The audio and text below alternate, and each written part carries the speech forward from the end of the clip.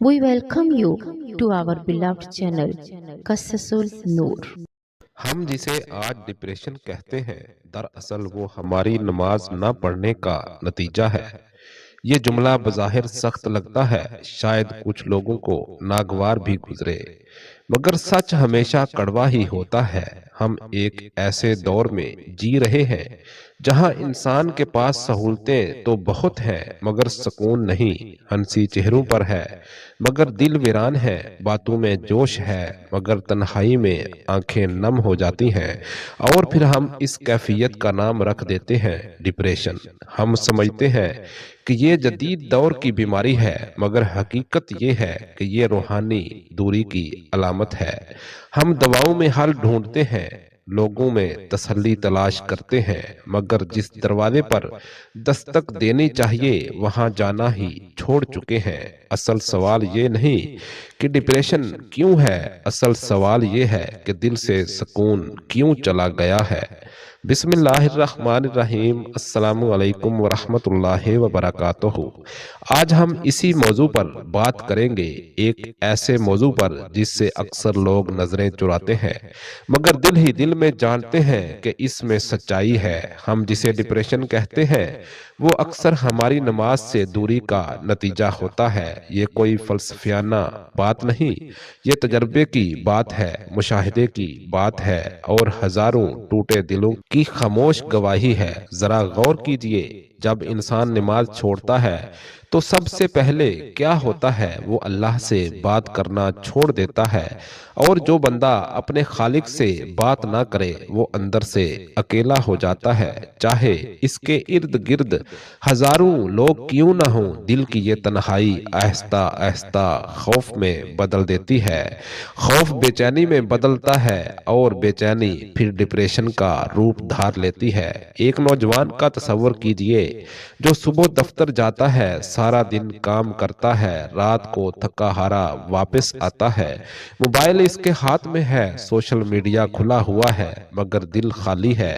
فجر کی نماز وہ اکثر قضا کر دیتا ہے، ظہر عصر کام کے دباؤ میں رہ جاتی ہے، مغرب اور عشاء کبھی پڑھ لی تو پڑھ لی، پھر وہ کہتا ہے مجھے عجیب سا لگتا ہے، دل گھبراتا ہے، شاید مجھے ڈپریشن ہو گیا ہے۔ کیا واقعی یہ ڈپریشن ہے یا یہ اس دل کی پکار ہے جو اپنے رب سے بات کرنا چاہتا ہے؟ ایک سچا واقعہ سن لیجئے۔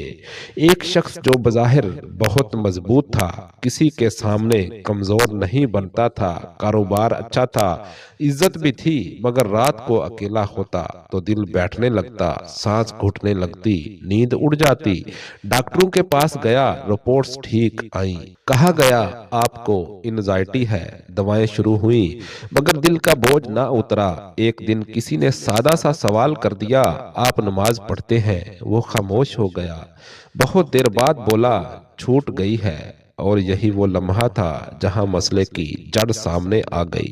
نماز صرف عبادت نہیں، یہ ملاقات ہے، یہ وہ وقت ہے جب بندہ دنیا کی ساری آوازیں بند کر کے اللہ کے سامنے کھڑا ہو جاتا ہے۔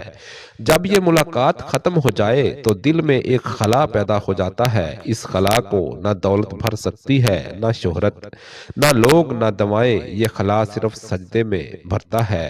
ہم نے نماز کو رسم بنا لیا ہے، حالانکہ نماز تو رحمت تھی۔ ہم کہتے ہیں دل نہیں کرتا، حال ٹھیک نہیں اس لیے نماز نہیں پڑھتے، جب حقیقت یہ ہے کہ دل اس لیے ٹھیک نہیں ہوتا کیونکہ ہم نماز نہیں پڑھتے۔ یہ ایک شیطانی چکر ہے جس میں ہم پھنس جاتے ہیں۔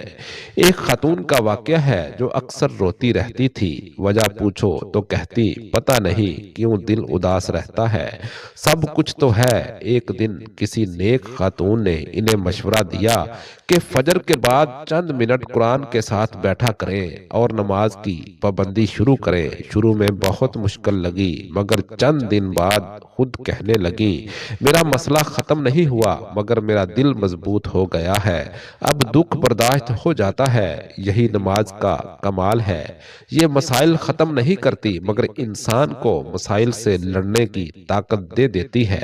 ہم یہ بات کیوں بھول گئے ہیں کہ دل اللہ کے ذکر سے ہی مطمئن ہوتے ہیں۔ ہم ہر نسخہ آزما لیتے ہیں مگر سجدے کا نسخہ آزمانے کو تیار نہیں ہوتے۔ پھر شکایت کرتے ہیں کہ نیند نہیں آتی، دل گھبراتا ہے، زندگی بے معنی لگتی ہے۔ تاریخ اٹھا کر دیکھ لیجئے، اللہ کے نیک بندے آزمائشوں میں بھی مسکراتے تھے، اس لیے کہ ان کا رابطہ اللہ سے جڑا ہوا تھا۔ آج ہمیں چھوٹی سی بات توڑ دیتی ہے، اس لیے کہ ہم اندر سے خالی ہیں۔ نماز وہ ڈور ہے جو انسان کو آسمان سے باندھے رکھتی ہے، جب یہ ڈور ٹوٹ جائے تو انسان زمین پر گرتا چلا جاتا ہے۔ یہ بات بھی سمجھ لیجئے کہ ہر ذہنی بیماری کو صرف نماز سے جوڑنا درست نہیں، مگر یہ حقیقت بھی جٹلائی نہیں جا سکتی کہ نماز چھوڑنے سے دل کمزور ہو جاتا ہے، اور کمزور دل ہر دکھ کو کئی گنا بڑھا کر محسوس کرتا ہے۔ نماز دل کو سہارا دیتی ہے، امید دیتی ہے، یقین دیتی ہے۔ ذرا سوچیں، آخری بار آپ نے سجدے میں جا کر دل کی بات کب کہی تھی؟ کب یہ کہا تھا، یا اللہ میں تھک گیا ہوں؟ اگر یہ رشتہ بحال ہو جائے تو آدھی بیماریاں وہیں ختم ہو جائیں۔ قصص النور چینل اسی پیغام کو لے کر آپ کے سامنے آتا ہے۔ ہمارا مقصد صرف کہانیاں سنانا نہیں بلکہ دلوں کو ان کے اصل مرکز کی طرف لوٹانا ہے۔ اگر ہماری بات کسی ایک دل کو بھی نماز کی طرف واپس لے آئے تو ہم اپنی محنت کو کامیاب سمجھیں گے۔ آخر میں بس یہی دعا ہے کہ اللہ ہمیں نماز کی حقیقت سمجھا دے، ہمیں اس سستی، غفلت اور بہانوں سے نجات دے جنہوں نے ہمیں اس کے در سے دور کر رکھا ہے۔ اللہ ہمارے دلوں کو سکون عطا فرمائے، ہمیں اس ڈپریشن سے بچائے جو دراصل اس سے دوری کا نتیجہ ہے، اور ہمیں اپنے حضور جھکنے والا مطمئن بندہ بنا دے۔ آمین یا رب العالمین۔